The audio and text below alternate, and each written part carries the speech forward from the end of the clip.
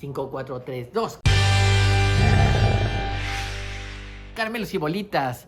Pontón, no nos cansamos del ajedrez. No nos cansamos. No nos A ver, cansamos. quiero que me enseñes el top 5 o los 5 gambitos más populares. Primero, ¿qué es un gambito? Ok, Y después que nos enseñes 5 gambitos populares. muy bien. Bueno, el gambito es un sacrificio de un peón. O sea, tú entre... Tiene que ser de un peón.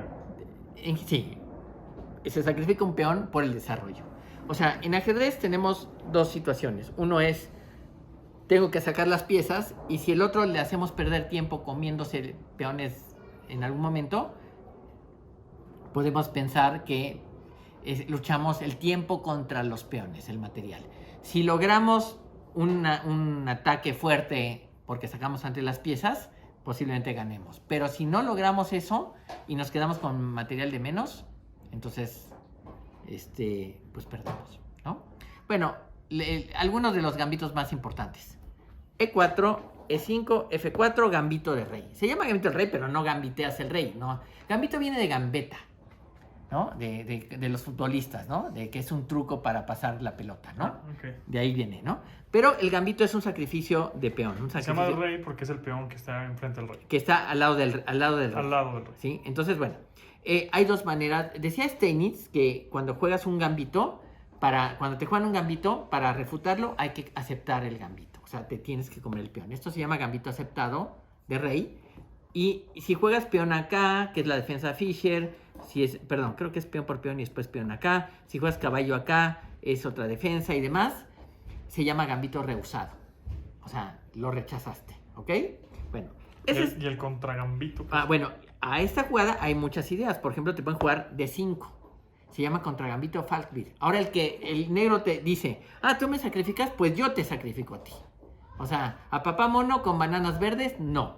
Peón por peón, E4. Entonces te entregan un peón por el desarrollo, ¿no? Ahora el caballo no puede salir fácilmente. Y aquí hay muchas jugadas. La variante Keres, que es la más popular, es peón acá, caballo acá, caballo acá.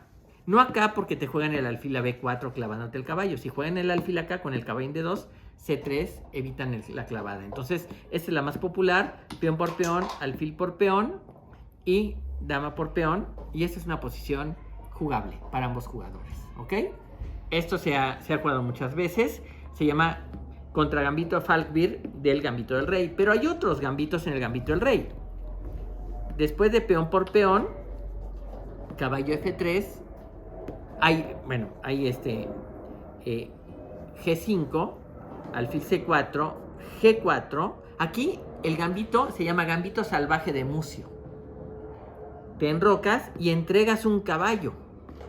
Come, y fíjate, has entregado un caballo, pero tienes el enroque y tu torre ya juega, tu dama juega, tu alfil juega contra ninguna pieza del contrario, ¿sí? Este gambito es muy peligroso y hay partidas muy, muy interesantes. Aquí es demasiado material el que estás entregando por el desarrollo, ¿no? Uh-huh. Si tú se lo pones a la máquina, la computadora normalmente refuta el gambito y te gana. Pero en la vida real, esto es como los toros, ¿no? Todo mundo usando Stockfish es muy bueno. Pero ya si te toca esta posición, vamos a ver si la aguantas, ¿no? Bueno, ese es uno de los gambitos más populares. Pero hay otros gambitos que se dan en otras aperturas. Por ejemplo, en el mismo gambito del rey, hay otro gambito muy simpático. Peón por peón, caballo acá, G5, H4, G4, atacando al caballo, el caballo se quita y mira, te juegan H6. Fíjate que el caballo no puede venir acá porque te lo comen el peón. Acá no puede porque te lo comen. Acá no puedes porque te lo comen. Acá no puedes porque hay un peón. Entonces sacrifica caballo por peón, peón por caballo y D4. Se llama gambito Alguier, ¿sí? Y por cierto, nosotros tenemos en el canal una serie sobre el gambito Alguier, de cómo se debe jugar, ¿no? Este gambito es muy peligroso y en general el negro puede salir bien librado, pero las partidas se ponen muy interesantes porque el rey se ha perdido el enroque, está en campo abierto y el ataque se recrudece. Y hay muchas partidas donde gana el blanco, hay otras partidas donde gana el negro. Y te voy a decir algo que descubrí, Pontón. Uh-huh. Jugadores, los grandes maestros, cuando juegan en los torneos abiertos contra jugadores desconocidos, son capaces de jugar estas cosas. Para demostrarle que, mira, yo soy tan bueno que te voy a sacrificar un caballo y te voy a matar como un perro aquí, rapidito, ¿no? Ok. ¿Sí? Entonces, pero eso no se lo hacen a un jugador de su nivel. Se cuidan mucho más. Bueno, eso sería el gambito Alguer, ¿no? El gambito de Mucio, el gambito de Rey, pero también tenemos del otro lado el gambito de Dama, cuya serie le dio un gran empuje al ajedrez y es D4, D5 y C4. Entregas el peón, pero es relativo. Después de peón por peón, si quiero recuperar el peón, que se llama gambito aceptado de dama, dama jaque y enseguida me lo como, ¿no? Eso es una cosa que es normalmente, es un sacrificio no es un sacrificio, parece sacrificio de peón, pero el gambito de dama no es un sacrificio. En general, el blanco recupera la pieza, ¿no? La idea es que cuando el peón se tiene que venir acá, por ejemplo, esta jugada, bueno, en realidad se juega siempre el caballo, pero si jugaras algo así, tienes tus peones centrales, te estás atacando el peón y puedes dedicarte a ir por el peón y controlar el centro, ¿no? Es lo que se ha jugado muchas veces. Pero hay muchos gambitos. Por ejemplo, mira, en la escandinava, E4, E5, peón por peón, C6 es el gambito islandés, ¿sí? ¿De Islandia? De Islandia. Ahí se parece que se jugó por primera vez, ¿no? Realmente se pierde un poco en los tiempos los nombres de por qué las variantes se llaman así. Por ejemplo, en la variante Najdorf, en la siciliana, que no es un gambito, la variante Najdorf está descrita así en honor de Miguel Najdorf, un gran maestro de Polonia que después se fue a vivir a Argentina, ¿ok? Pero lo peor del asunto es que Najdorf no era el inventor de esa variante, sino era Opocensky. Y Opocensky nunca se llevó los créditos, ¿no? Te voy a poner otro caso peor tantito. ¿Ves este ajedrez? Tiene el formato, este es el ajedrez Staunton. Es el formato clásico, ¿no? Las piezas son muy claras qué son alfiles, qué son caballos, ¿no? Antes los ajedrez eran muy garigoleados, eran muy franceses, ¿no? Parecían muy churriguerescos casi, con un estilo muy difícil de entender y no sabía qué pieza era cuál, ¿no? Y llegaron unos ingleses y decidieron hacer un ajedrez que le llamaron Staunton, porque Staunton, que era un jugador británico, fue el que hizo los anuncios para venderlo, ¿sí? Pero el creador es Nathaniel Crook, ¿sí? Y el creador del ajedrez, del diseño de las piezas, pasó sin pena y sin gloria y nadie se acuerda de él, ¿no? Entonces, digamos de ajedrez estándar. Deberíamos decirle ajedrez no Staunton, sino Crook, ¿sí? Porque Nathaniel Crook fue el que hizo el diseño de las piezas, ¿no? Obviamente, hoy en día tenemos ajedrezes de plástico estilo Staunton, pero en los años 1905, 1904, donde no había plásticos, los ajedrezes eran de madera. Y déjame decirte algo más bonito. El ajedrez de Staunton original, las piezas blancas eran una madera clara, las piezas negras no eran pintadas, eran una madera oscura, ¿sí? No, está más ¿Te padre. acuerdas que una vez en casa de Rusek vimos su ajedrez Staunton? Sí, sí. ¿De madera? Sí. Bueno, ese ajedrez, ese es un Staunton clásico. Y así cuesta.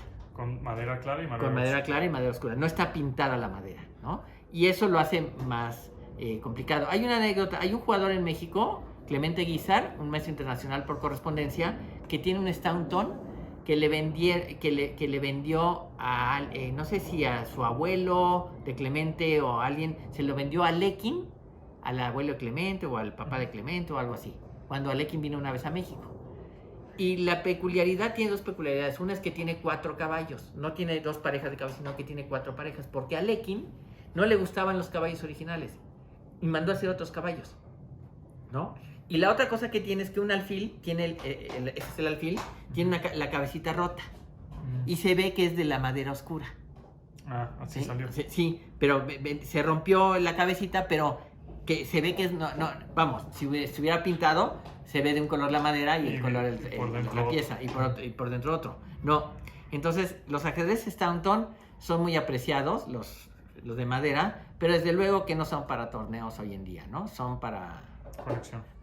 En San Luis, Missouri, hay un club de ajedrez que patrocina a un millonario, que es muy amigo de Kasparov y que hace torneos muy importantes. Y tienen, en los torneos tienen ajedrez Staunton de madera, con esos juegan. Órale. Pero, pues eso es el nivel. El nivel, la elite, ¿no? Sí, la millonada. Yo, cuando vaya a San Luis, voy a ir a jugar unas partiditas rápidas ahí nada más, ¿no? Y si me gana alguien, voy a tirar la dama por la ventana. Bueno, no creo porque me la van a cobrar como nueva. Pues así es la cosa, Pontón. Bueno, termino entonces. Sí. Entonces tenemos el gambito de dama, ¿sí? Pero hay contragambitos. Contragambito Alvin. ¿no? Que es parecido al gambito Falkbeer, que es en el gambito del rey, que fíjate, ese es el gambito de dama. Y si peón por peón, juegas igual acá, peón acá. Y en el gambito de rey es la misma idea, E4, E5, F4 y juegas D5. Y si peón por peón, E4. Es la misma idea, nada más que del otro lado del tablero, como en espejo. Pero se llama diferente. Se llama Alvin, gambito contra gambito Alvin. Y es una apertura que se estudia, ¿eh? No creas que... No, o sea, todo está estudiado hasta el hartazgo, ¿no? Y aún así, el ajedrez ha demostrado ser más difícil de lo que pensábamos. Entonces, las valoraciones han cambiado. Cosas que pensaban que eran buenas ahora ya no son tan buenas. Pero los gambitos son algo que le da mucha vida al juego, ¿no? Y después de los gambitos vienen ya los sacrificios de piezas, ¿no? Y esos ya se ponen mucho más interesantes, ¿no? Pero aún así, si a alguien le juegan un gambito, sigan la recomendación de Steinitz. Cómanse el peón y después averigüen, ¿no?